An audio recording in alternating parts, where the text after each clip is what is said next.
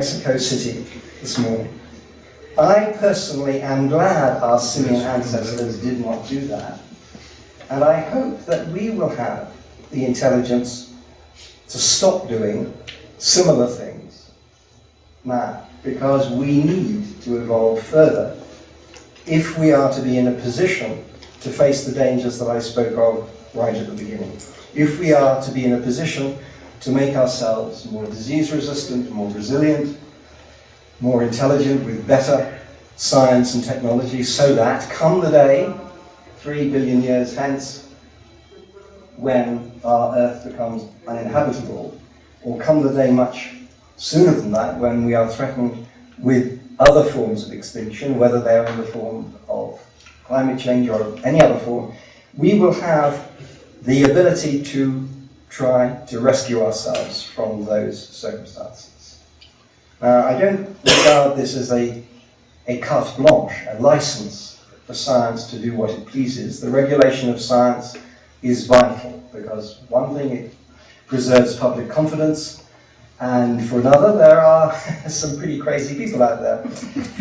So we need some regulation, and we need some prudence. But the problem with a precautionary approach to science is that I would suggest to you that risk, and I'm ending very shortly. No, that's fine. Risk is the hallmark of what might be called knowledge-intensive societies. Societies like yours and societies like mine. Universities like yours and universities like mine. Nothing is perfectly safe. It is our responsibility, not only as scientists and intellectuals, but as responsible citizens and,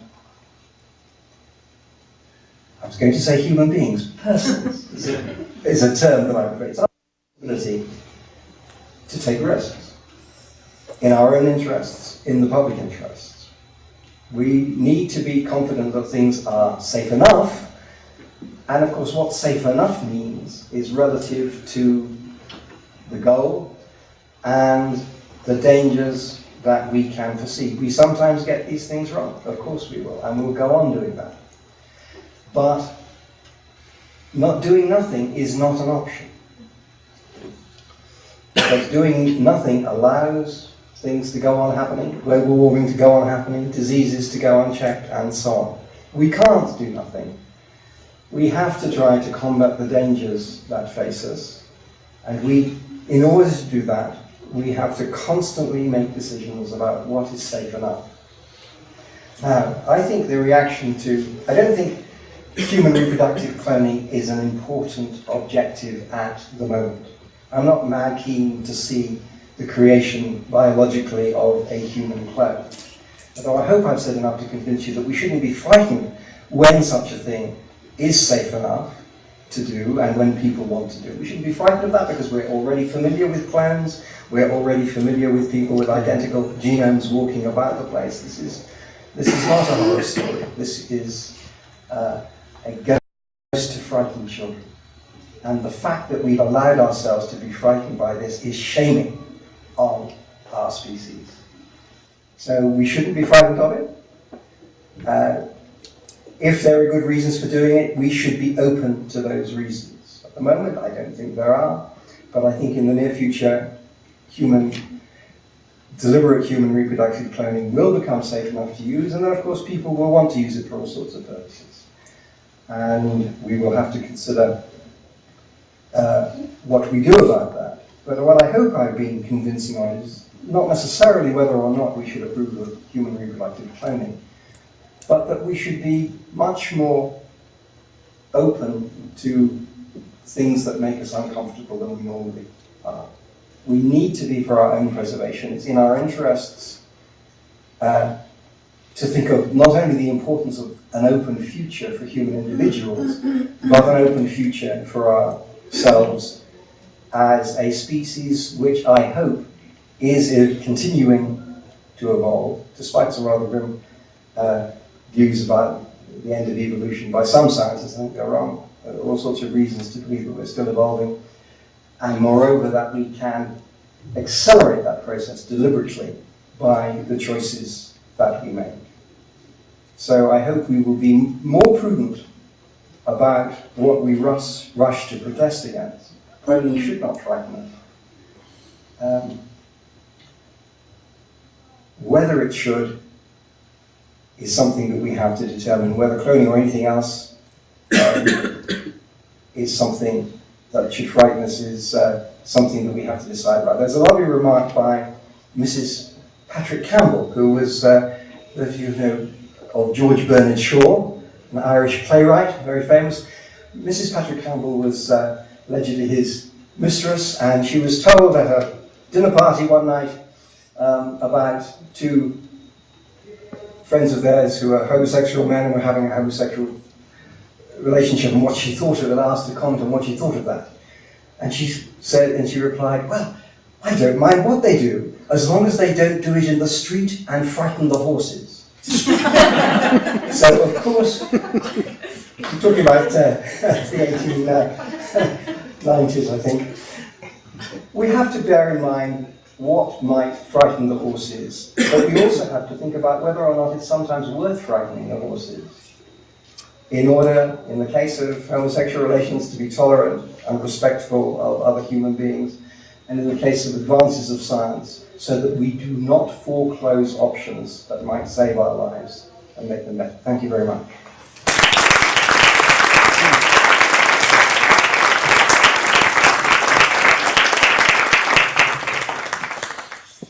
Preguntas, comentarios. Si alguien quiere hacer la pregunta en español, se lo podemos traducir al Dr. Harris. Gustavo. Well, let's assume that cloning is allowed, and that we get better people, more intelligent, healthier, etc. But I wonder whether in our current economic and social conditions, that's not gonna, well, we can ask, who's gonna get this? Yeah. It's probably gonna be wealthy people. Yeah. So I wonder whether this is not gonna create more inequalities between the people who can afford to get this, to clone themselves and produce these better people, and people who cannot afford it. Yeah. So that's going to create that, you know, a bigger gap. Well, the answer is yes. There are absolutely those dangers, and they're very difficult to combat. I think what I would say about that is that those dangers are the product of everything we do.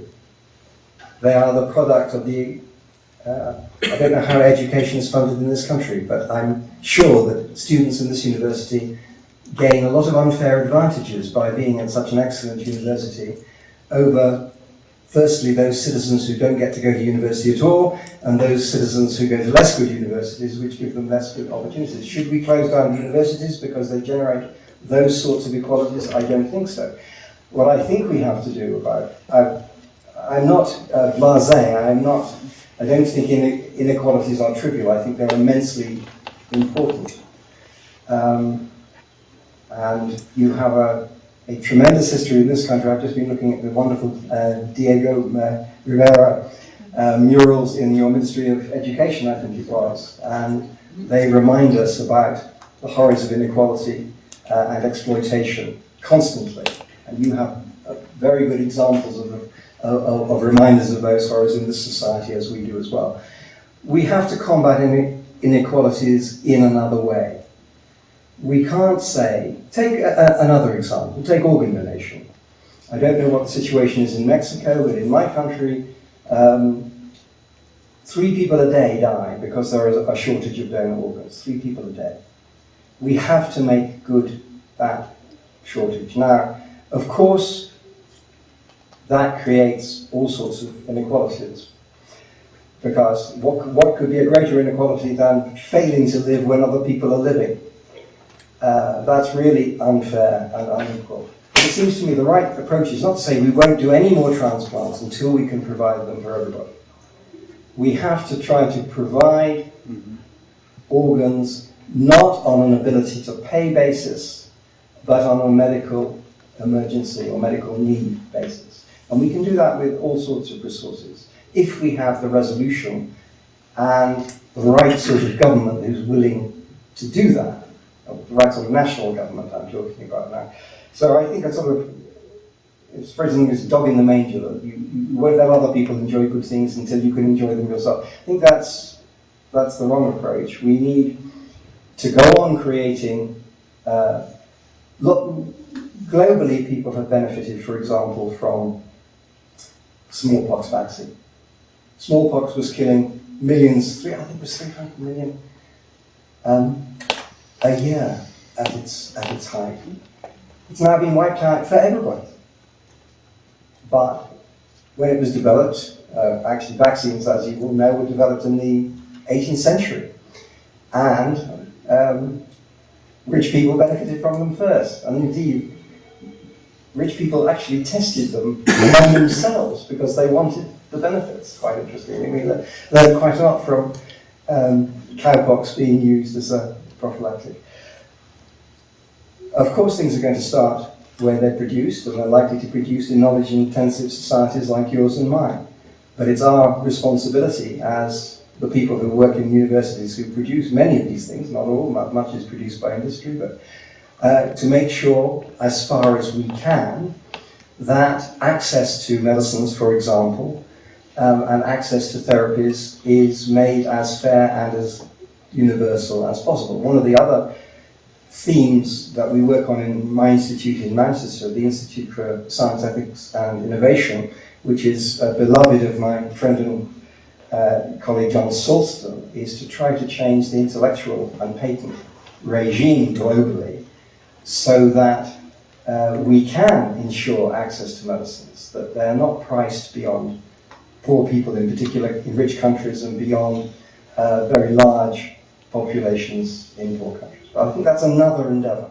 Sorry about the long answer to that very interesting and important question. Rubén. Just an declaration. Cloning per se is not to improve things. That's right. If you clone an idiot, you'll probably get an idiot. That's right. So you don't improve it, unless you want an idiot. Rubbish in, rubbish out. Yeah. Absolutely. Yes, and I didn't mean to imply that there was any therapeutic or any other advantage in cloning per se. I just use this as an example of a technology which has enabled a lot of panic and hatred to be stirred up unnecessarily against the scientific substrata of cloning, the sorts of things that will enable us to clone human beings, which are also useful, of course, for the development of therapies and so on. So we shouldn't worry about that. But yes, I didn't mean to imply that clones were superior to others. I'm not one half of... There's a wonderful book by an English comedian called Peter Cook, where the title of the book is "Alas, I am an only clone." I'm an only twin. Alas, I'm an only twin. Well, I'm not an only twin, so I have no interest in cloning. Well, if we consider cloning, and I want to ask you about the principle of precaution.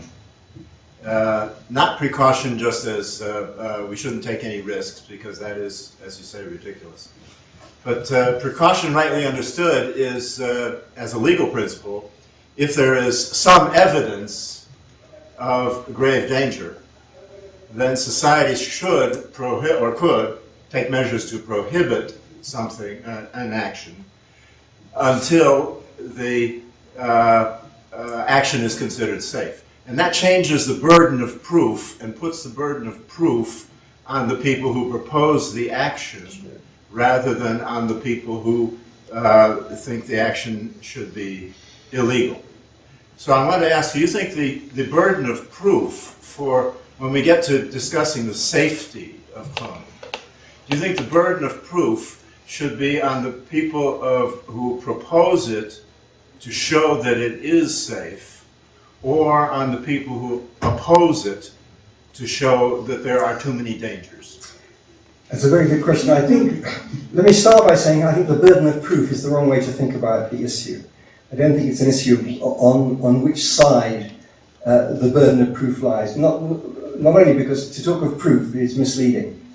Nothing is, if you have to prove something safe, you can never do that. So if the burden of proof is on somebody who wishes to introduce a technology or a therapy to prove that it's safe, it's impossible. You can't do it. We'll just call it the balance of evidence. Well, but then you have, I think the problem with precaution is that we mostly don't know in which direction precaution lies.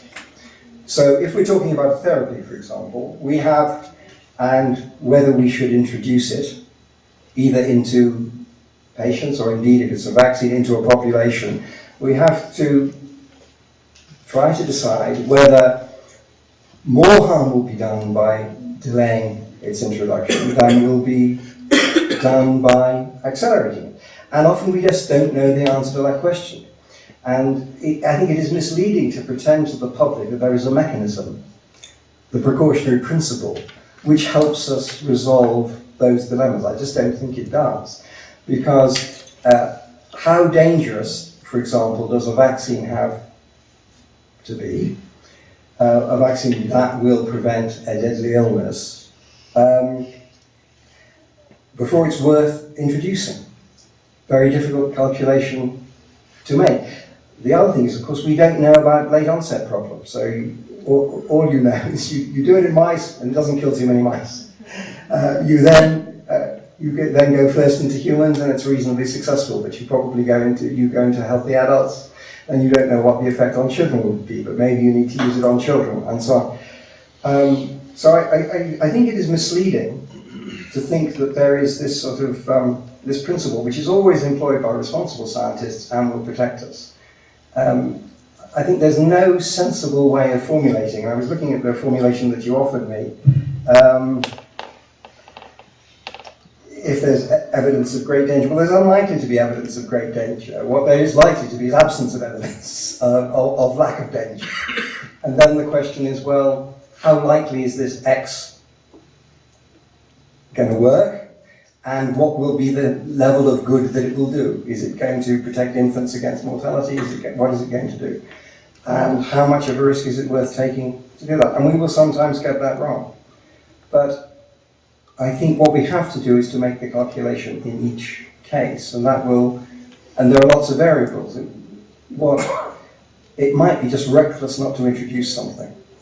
And because there are other cases where when we're talking about human experimentation, where there is a drug that looks pretty dangerous, but it might work.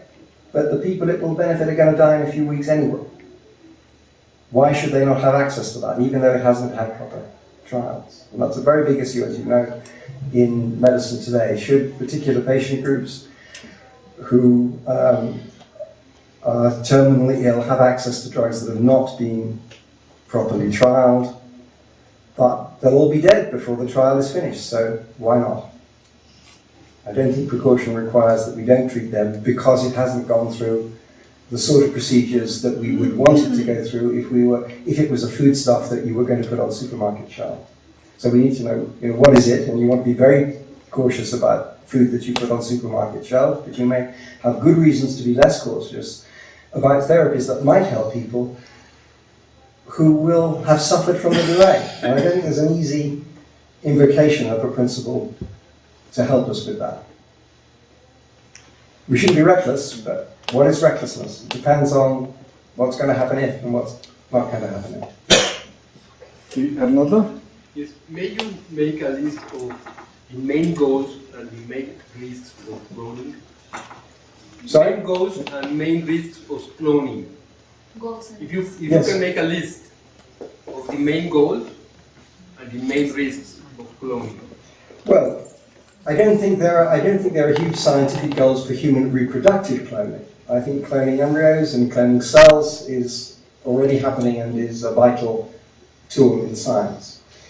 But you have to ask, so what are the risks? Well, the risks, so that if you just think about human reproductive cloning, there are risks of any reproductive act that will create a new human. What are the chances of a disability or a disease being a result of this? What are the chances of short life expectancy? And are they worth it for the sake of this, of creating this individual? And are they worth it in order to enable this set of parents or this set of progenitors to reproduce in their methods of choice? Now, I've indicated that we already accept huge risks in reproduction. So I would say that the first set of risks about human reproductive cloning is they have to be worse than sexual reproduction for us to be too concerned about them. Because it's never going to be the method of choice for reasons that this judgment is going to be expensive. Sex is usually considered to be very cost effective and more fun than scientific intervention. So it's never going to replace sexual reproduction. But should we object to it, given the risks? Well, we can't learn much from Dolly because we just don't have enough. Sheep aren't the same as human beings, and we don't have enough data. But I think it's very likely that, as I said in a talk that I gave yesterday in another context, that using mouse models, we will have actually very good evidence about the safety of human cloning in a few years, because the more we learn, this was in the context of in vitro produced gametes, which have worked very successfully in mice and produce healthy offspring from both male and female mice. So I can't say more than that. But I think the salutary thing is it has to be more dangerous to be prevented than, at least than sexual reproduction. It's very unlikely that anybody would want to use it if it was more dangerous. But that's because people don't think about the dangers of sexual reproduction. ¿Alguien más? ¿Alguna otra pregunta? ¿Comentario?